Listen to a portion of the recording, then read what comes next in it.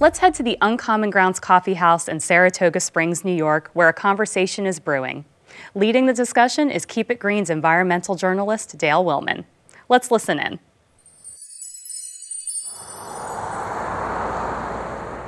Since the 1950s, the American dream has been one of 2 acres of land out in the country, your green lawn, your 2.3 kids. But it's also been at the cost of habitat for animals, especially large animals. So that means more and more conflict is being seen with animals, from elk and grizzly to eagles. So scientists are proposing something called conservation corridors, and this means pieces of land that connect wild areas one to another so that the animals have a place to do their moving around without coming in such conflict with humans. So do you think that conservation corridors could save the grizzly? No, I think it's a very limited way of looking at an issue that involves economics as far as human beings go, and conservation and environmentalism as far as our planet goes. Because you're saying that you can take these very small parts of an environmental microsystem and you can separate it out and artificially create this area in which those animals are going to behave naturally, and they're not. So what's going to happen is you're going to displace all of these human beings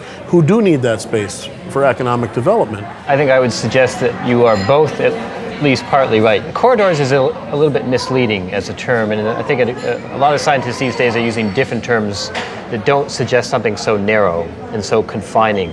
I actually prefer the term wildways. Our existing protected areas, while extremely important, are generally too small by themselves to protect the grizzly bear and the elk and the moose and the mountain lion and the gray wolf and these other species that range widely. So you need to somehow connect these existing protected areas, the national parks, through protected habitat, but it needs to be wide. Yeah, I would agree that corridors are important, but the question is, how is it going to impact the economy and who's going to pay the cost? Because if it's done with state land purchases, then we're all paying the cost. But if it's done with very restrictive zoning, then that is in effect removing the value of the property from the owners without any compensation. We could consider doing it, but it has to be done extremely carefully, and we have to pay a lot of attention to who pays the cost. America is built on this image of the rugged individualist, but what you seem to be saying in all this is simply that that's not necessarily the case. You can't always do what you want with your land if it means that it's encroaching upon some of this animal habitat. Only about 5% of the United States is protected in wilderness areas and national parks. Human beings occupy most of the American landscape in one way or the other.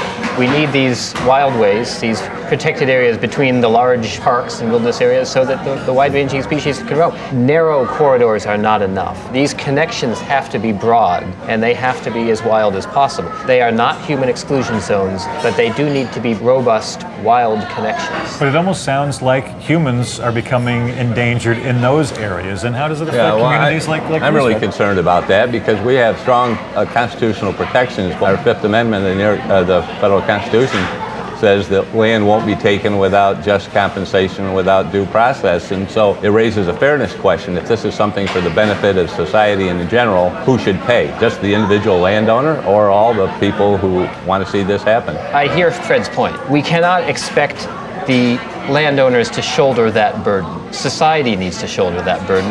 As far as I know, no conservation group in our region is advocating eminent domain. I never hear conservationists advocate eminent domain. They have essentially sworn they will not advocate eminent domain. Well, eminent domain was used in the Adirondacks in the past, and that was a huge problem, because that's like putting a gun on the table and say, let's now negotiate the price of your land. So John, put a face on this for me. How much land are we talking? Is this half the country that we're going to have to move people out of? What are we talking about? If we really wanted to save the full range of biological diversity across North America, conservation scientists, I think, would probably say we do have to protect at least half the landscape. We are already losing species.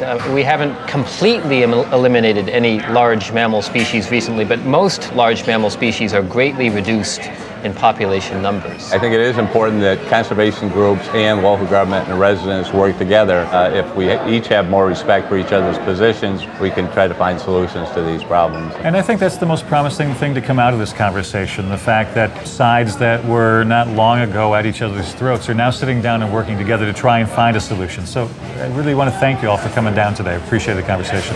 Thank you.